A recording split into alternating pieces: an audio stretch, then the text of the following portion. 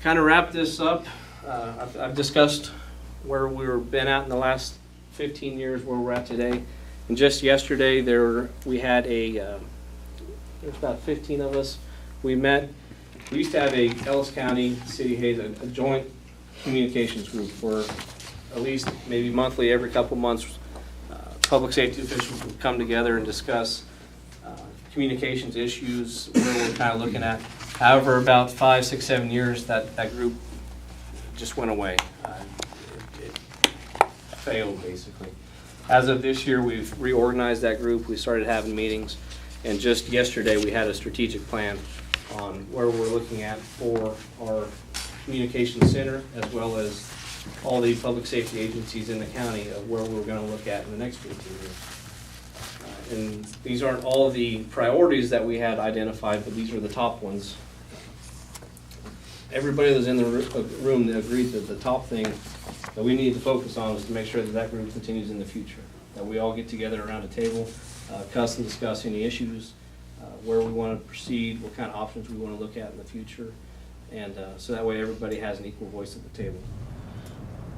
The second thing that we need to identify is how we're going to continue to have funding to pay for these radios, to pay for the infrastructure upgrades, to pay for the communication center upgrades, because it's expensive. All the upgrades that we did last year, I believe I spent just over $800,000 on the infrastructure. The radios that we just purchased on Monday night, without the discount, it would have been over, I think, $760,000. And that's just for Ellis County. You have to buy all the radios for the City of Hayes. It's just another part of that public safety world that it's expensive. So for us to identify the funding, keep the funding, save it, and prioritize what we need to do, so that way we're using that funding appropriately. When we start looking at the infrastructure and what we have compared to where we're looking at, the next two things have been identified in strategic plans, honestly, for 15 years. There's a strategic plan in 2003, and the last one was in 2009 from that communications group. The enhanced data, which is the GPS, we know to locate your resources so you can properly dispatch the closest resource, has been identified as a need in Ellis County for 15 years in 2003. Since that time, we've never prioritized it high enough to be able to say we need the funding to do it.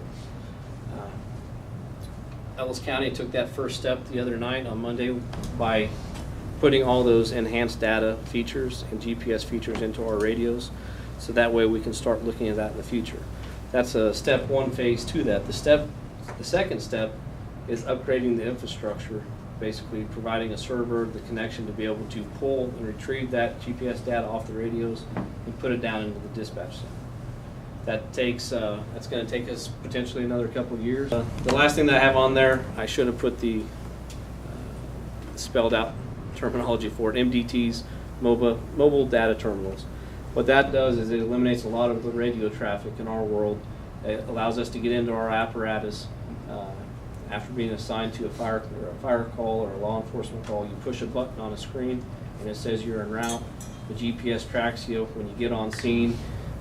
There's so many features that you wouldn't even have to press a button when you get on scene, because you can have your programs made so that way if you get so many feet around that incident, it automatically puts you on scene. It automatically changes your radio channel so that way you're on the right operations channel or tactical channel. There's a lot of features to that.